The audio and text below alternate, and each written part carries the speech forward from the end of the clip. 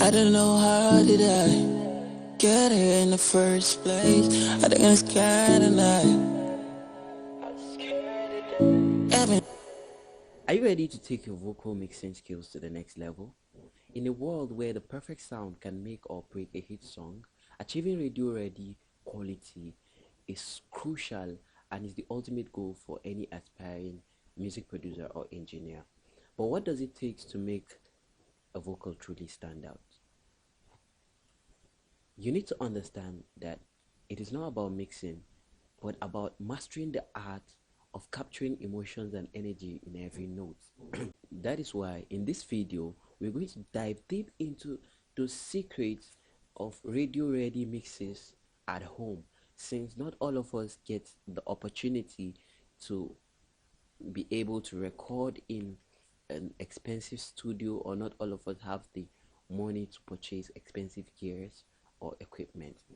So in this video, I'm going to share with you some essential techniques and pro tips that will help equip you with the tools you need to make your next vocal shine.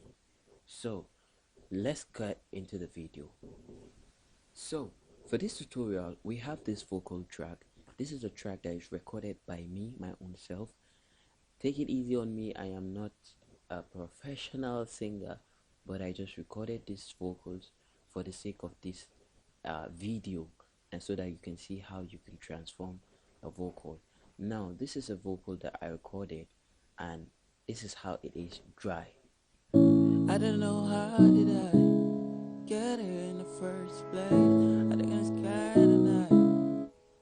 So from this vocal, we're able to achieve this vocal. I don't know how did I get here in the first place. I think I'm scared tonight. I've been writing songs, I've been writing love, and I don't know how did I. In my opinion, the vocal sounds nice and sounds ready to go. Now I would like to encourage you by saying this vocals was recorded with just a mic and a headphone. So if you don't have expensive setup, that's not an excuse to make a good sounding vocals. This vocals was recorded with just a mic and a headphone going into just a laptop. So that is to tell you that you can achieve a great sounding vocal at home, but you need to follow some certain guidelines in order to achieve this kind of this type of nice sounding vocals. You need to adhere to certain guidelines in order to achieve this kind of vocals. So first of all, why your mix sound unprofessional is because you're not recording the vocal as it is. Most difference between professional mixers and amateur mixers or amateur producers is the recording.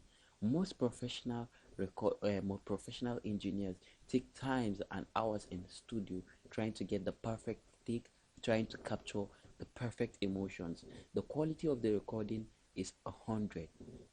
They don't compromise quality.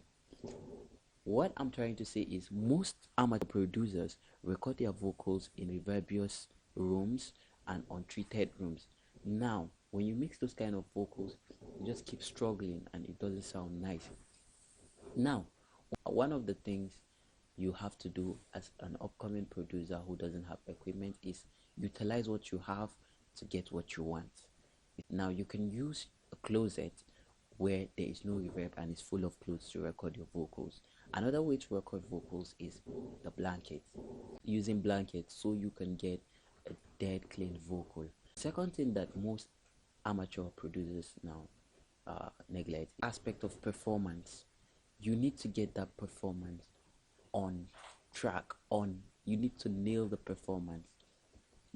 You can fix up a bad vocal, but you cannot fix a bad performance. So the artist you're working with must, or you as an artist must, make sure that your performance is 100%. Another pro tip that most amateur producers or most amateur producers neglect is editing their vocals.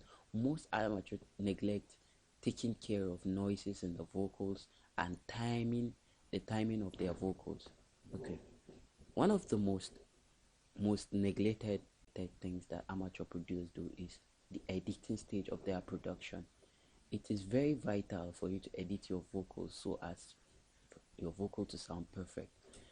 Automate things here and there. Automate your volume. Where the volume is low, you can automate the volume to come up, and where you notice there is a slack in the timing, time stretch it, even if it means using it manual means, you manually adjusting it like this, or picking them and dropping them. Do it so your track can sound professional and nice. Now, moving over to the next thing is pitch correction. Pitch correcting your vocals, which lead us to the vocal chain of this tutorial. This is the vocal chain I have for this vocal. Now, pitch correction. For this vocal, I've corrected the vocal with Autotune Pro. This is the raw vocal. I don't know how did I get here in the first place. So as you can see, the vocal is partially or fairly okay, but we need to fine-tune it the more. Now I'm going to show you how to use this instrument. This is the key. You set the key, make sure you know the key of your song, and this is the scale. Set the scale. Is a minor scale. Now the return speed is the most important aspect of this plugin. Now you set your return speed to what you want. If you have it up to here, it's going to sound more natural. Up to here, it's going to sound robotic. So you have to experiment with what works for you. Now for me, I find that using it at 4 works best for my track, and then in order not to actually have that robotic sound, I turn up the humanize button right here, and this is what I have. I don't know how did I get here in the first place. I think I'm scared tonight. I was scared of death. Soon I added some analog emulation plugin, which is the virtual channel from Virtual Mix Rack, and then the emulation of this microphone, and I have it the intensity to 121%. For the EQ, I'm using the SSL Logic EV2, and for this EQ, I'm just boosting frequencies and I'm sweeping to find resonant or bad frequencies and take them down. Get here in the first place. I think I'm scared tonight. I was scared of death. I've been writing songs. I've been writing love.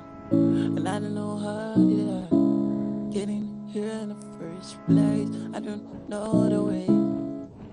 So again, for the 2, I did the same thing. I'm still boosting. I'm looking for frequency. I don't know how did I get here in the first place. I think I'm scared tonight. I was scared of death.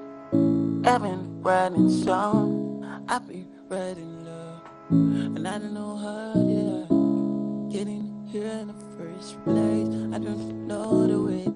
So I'm doing the same thing for all the frequency bands, just like the same thing for the high mid frequency. So for the highs, I activated the bell curve, and then I'm boosting 3 decibels at 8 kilohertz. So for the compression section, I'm having a fast attack and then a medium to fast release. So for my ratio, I am having 5.0, and then with my threshold, I set it to a place where the vocal, I'm just getting -3 decibels of compression. I don't know how did I. So if you look at the blue, the yellow light you see shining at the 3. So I'm doing a very light compression because I know I'm going to be compressing in stages. So I am using the R compressor from Waves again. So how I like to work with this compressor is I first of all set my threshold, then I set my ratio. I don't know how did I get here in the first place. I think I'm scared tonight. I was scared of death. I've been writing songs. I've been writing love. And I don't know how did I. So I kind of play with the attack and release, and I sweep around to till a place where it feels nice, then I leave it there. getting here in the first place. I don't know the way, but you keep on saying, hey, love. Mommy, you just got me saying no. I know you got me on the low. Mommy, I don't know how did I. So I'm going for a more control vocal, so I set my attack to a very fast attack. So moving to one of my favorite plugins, Soundgodizer, just like its name, just make things sound good. So this is the plugin and this is what I have. Very simple. For the effector,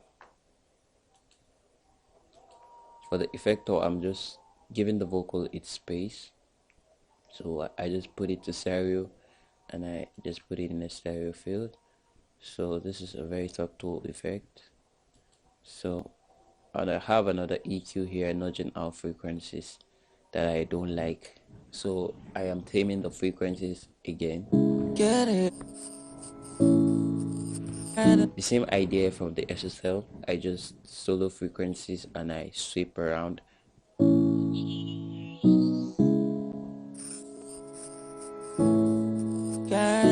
So when I find a resonating frequency or frequency that I don't like, I just nudge it out. So I repeat the same process for these guys right here.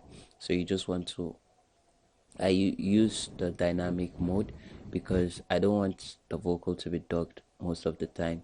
You know, sometimes it's when the artist hits certain range and when he hits certain notes, then some of these frequencies jump out and they sound messy. So I put the dynamic EQ to put them in check. That's what I have for the Far Filter Pro Q3. Now I'm going to the CLA 76.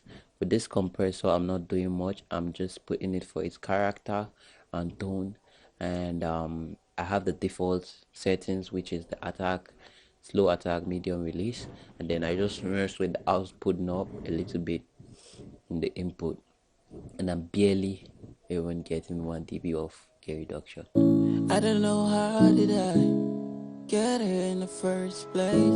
I think I'm scared tonight. I was scared to death.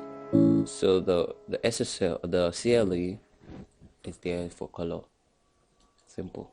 So I have this H delay. These are my settings. I added this preset right here and then I tweak it. I put the mix knob to around 27. I'm not using this reverb. Most times you might want to have your reverb here on the channel. If you want to do that, then Evan writing song, I be writing love, and I don't know how did I